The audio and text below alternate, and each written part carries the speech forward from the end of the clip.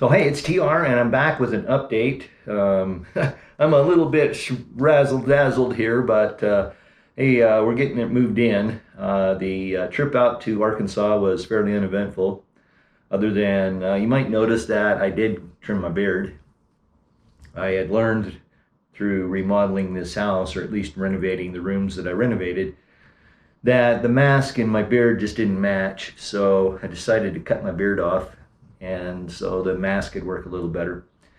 And I had kind of gotten used to wearing a mask for extended periods of time, so it wasn't too bothersome. But the flight, I cut my flight at like, I don't know, 20 to 6 or something like that. Was it 20 to 6, 20 to 7? 20 to 7.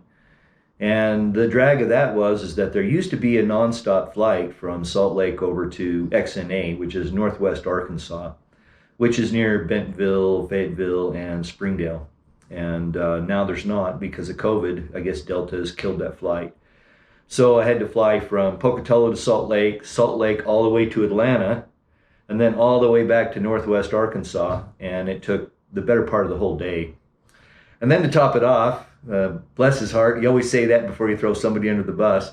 My dad thought I was coming on Monday, not Sunday, so I ended up having to wait for 2 hours at the airport in Arkansas for my dad to come get me. And I'm telling you what, he scared the living shit out of me driving back to his house. Woo! Oh my gosh, he's always had a bit of a lead foot, but those roads in Arkansas, the last 60 miles is twisty turny up and down and around, and I was a nervous wreck by the time we got back there. Plus, I didn't eat. I ate a light breakfast, and then I didn't eat again for about 14 hours, and I was famished. The food catering, or not catering, but the food restaurant in Arkansas was closed. In Salt Lake, they're just finishing. In fact, they just had their grand opening. I believe it was last Tuesday or Wednesday, this past week, of the new airport. They put like $2 billion into the airport at Salt Lake. And admittedly, it's been a long time since I flew through Salt Lake, but that airport's totally changed.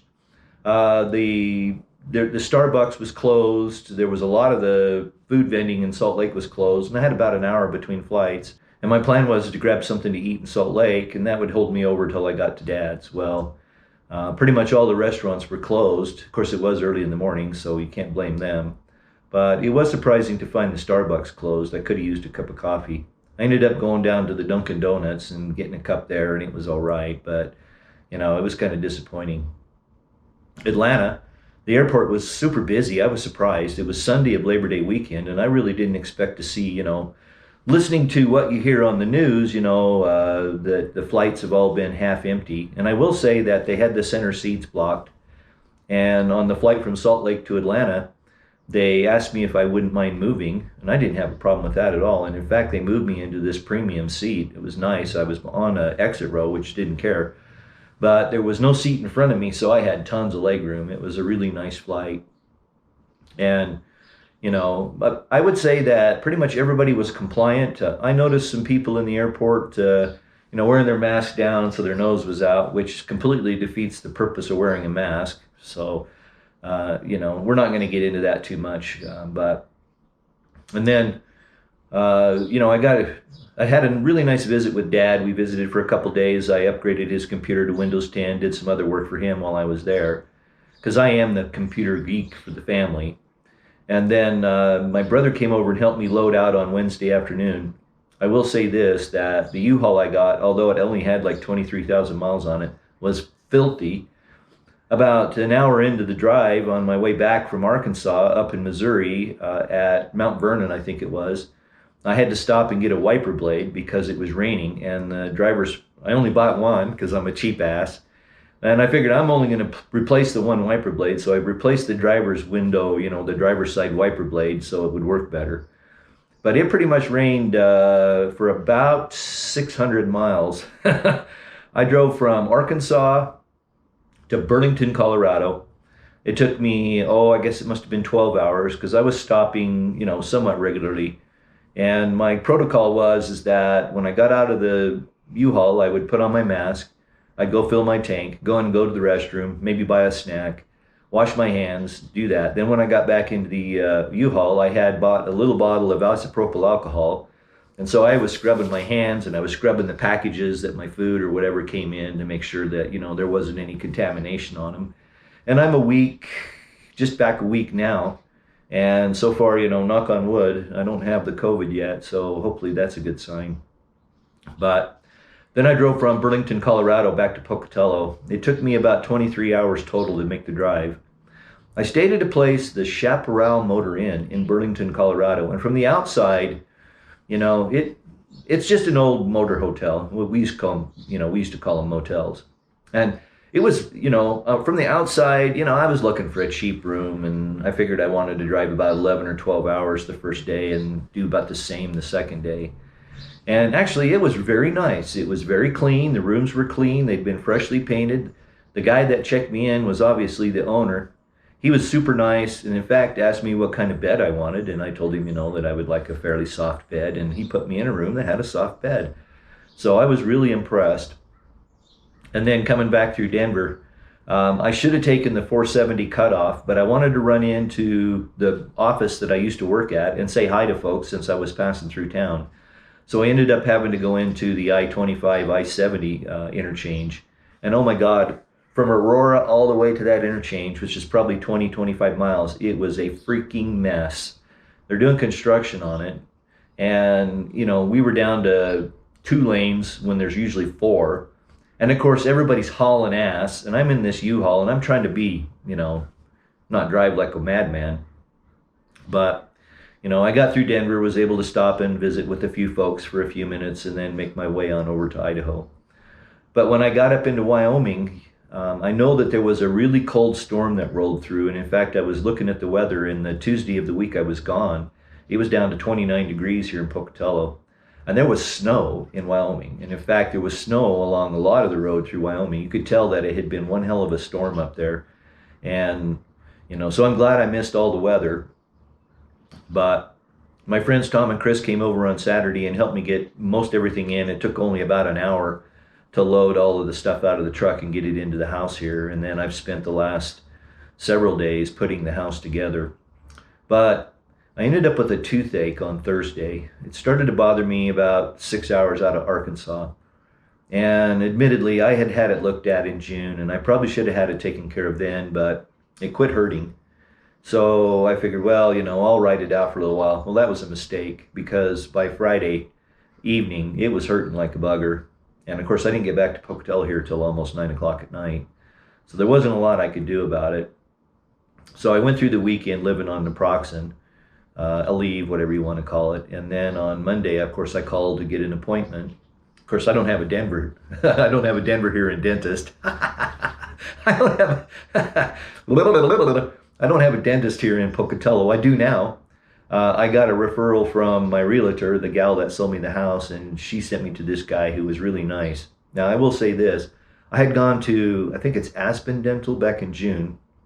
They did all the x-rays and everything, and I've got some bridge work. I had an accident about 20 years ago where I had a shelf full of lumber in my garage, and I'd got up there to get a board off, and that shelf fell off the wall. And when it did, it basically pinned me under all the lumber, and it broke all these teeth on this side of my mouth. I mean, it crushed pretty much every tooth in my mouth on this side. So I've got bridges and all kinds of funky dental work in there. And then, just from being old, and I've got some bridge, I got a bridge over here and stuff. And so the moral of this story is I'd gone to Aspen Dental, and they'd taken these x-rays and stuff, and the dentist came in and was talking to me. He said I needed to replace all these bridges. They'd leaked, they were rotten, and all this stuff, right? And so I was probably looking at $20,000 worth of dental work. And it kind of turned me off. I felt like it was just, this guy's on commission, right? Well, I'm kind of glad I waited, because when I went to Dr. Sutton at Yellowstone Dental Associates, I think is the name of the place here in Pocatello, I got in there on Tuesday, and they took a look at my tooth, and he said, well, took an x-ray, and it was pretty badly infected. In fact, I'm still sore clear down in here into my jaw. I had a sore throat for like 3 or 4 days. It's finally going away. So he wanted to give me a couple days worth of antibiotics. So he gave me some antibiotics and some pain pills and sent me home. And so basically, I lost 2.5 days. I just sat on the couch and vegged out, watched some TV, and lived on the pain pills, because it was hurting pretty bad. You know how teeth pain hurts, you know. I mean, having a bad sour tooth is no fun. Anyway, so I got that taken care of yesterday. They pulled it out, and so I spent the rest of the yesterday on the couch, and finally now I'm getting back to feeling a lot better today and getting the house put together. I did have one little problem. I discovered that my waterbed mattress, and yeah, I'm an old hippie. I've got a waterbed. I've had a waterbed off and on for my whole life. But it had been chewed up by a rat, and so it was destroyed. It destroyed the bladder that goes inside, and so I have that coming today, hopefully. I just kind of finished putting the bed, getting it together so I could put the bladder in and start getting it filled. It's going to take a couple days to warm up anyway, but that's okay. I've been sleeping on the couch. I tried to sleep on an air mattress, and that wasn't working. I had a queen size air mattress that I blew up, and I wasn't sleeping. You know, having a sore tooth and being super tired from driving for 2 days, and you know, just combination of everything. I just ended up, and I'll probably end up sleeping on the couch a couple more nights until that bed warms up and I can stand to get into it. But let's see what else has happened this last week. I got my fiber internet in. Man, it is fast as hell. I'm seeing 250 megabyte downloads. It's gigabit internet.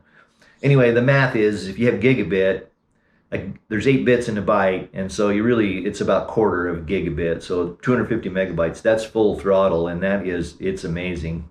So I'm going to be able to do some live streaming, and so I'm going to start doing a live stream probably once a month.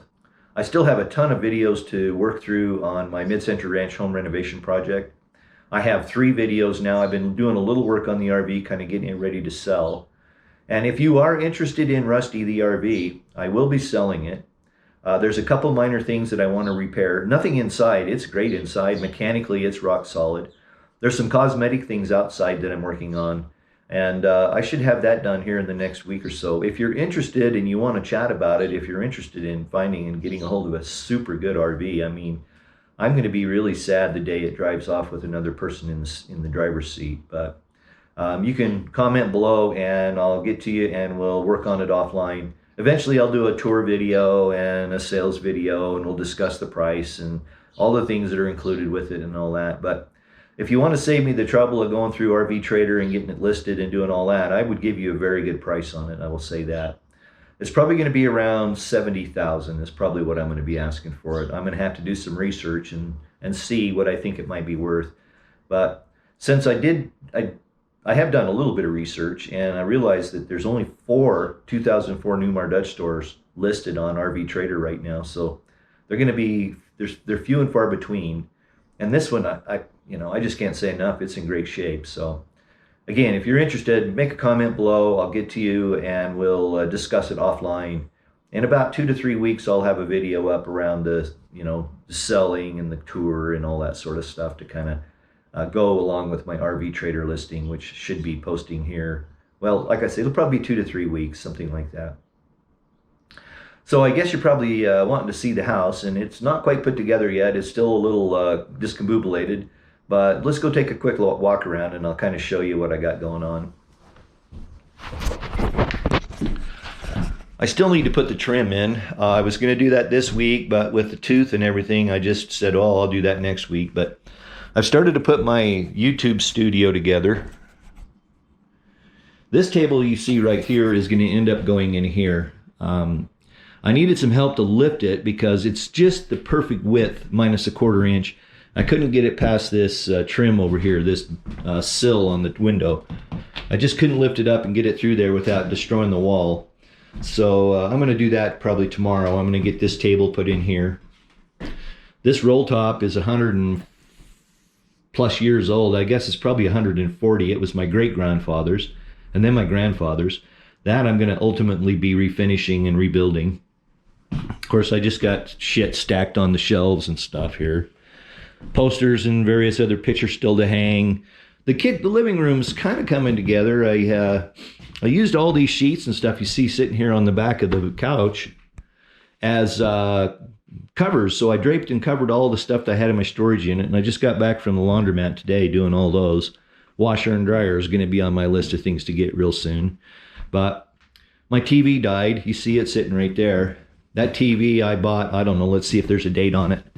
September of 2006, so that thing's It was working just fine. It'd run for about 30 minutes and then shut off. And I got online, did a little research, and I know what part I need to replace in that. So I'm going to go ahead and when I get time, probably here in the next 3 to 4 weeks, something like that, I'll pop the back off that and make that repair. Then I'll probably put it in the bedroom. It looked great. I mean, it's a plasma, and it was one of the high dollar plasmas that were available back in that time frame.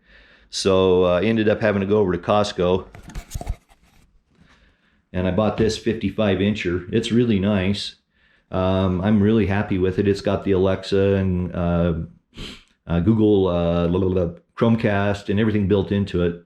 So, and eventually I'm going to mount it on the wall there. I had to go get some anchor bolts. I had to go get some anchors to mount it up. The kitchen is coming together. I'm going to save that for another day. I've got a little problem here with this door on that. I'm going to have to fill the holes and re-drill them. I thought the hinges were going to work perfectly, but they didn't. The bedroom is starting to come together. Here's the bed takes up quite a lot of the room, unfortunately, but I do have it kind of put back together. It's a soft side water bed, so I've got it all ready to go. So as soon as my bladder shows up, I can throw it in there and get it started filling. It's coming on FedEx today, so should be here anytime. I've got the blinds ordered. They're due in next week.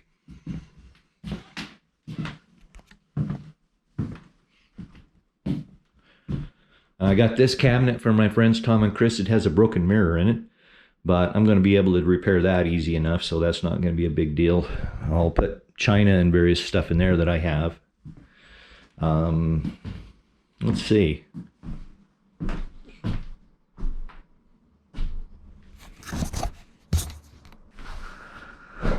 So I guess that's about it. I am going to postpone 1 week the start of the Mid-Century Ranch Home Renovation Project videos. I was going to work on those this week, and again, with the tooth taking 2.5 days of my life away, I'm going to go ahead and just postpone that. I still want to polish and get the first couple 3 like really nicely done. I still have some preliminary work to do on, I'm going to have some articles that go on my website. I still need to work on those a little bit. And then I'm headed out fishing on Sunday. My friends and fellow YouTubers, Zach and Tiffany of Rolling Vistas, are back in Idaho. And they're up at a spot that I referred them to, up near the South Fork of the Snake River. So I'm going to run up there and we're going to spend Sunday fishing. You know, you got to break things up. That's a big, if you can hear that, that's a big aerial tanker. There's a firefighting, BLM firefighting base here, and they bring the big airplanes in here to load up the retardant, the fire retardant and stuff, and they're fighting a fire down here to the south of us. The smoke hasn't been too bad. It's sort of bad today, but also the weather's, we're due for a system to blow in here real shortly, so it's supposed to be like, it was 90 degrees yesterday, it's supposed to be 65 degrees tomorrow.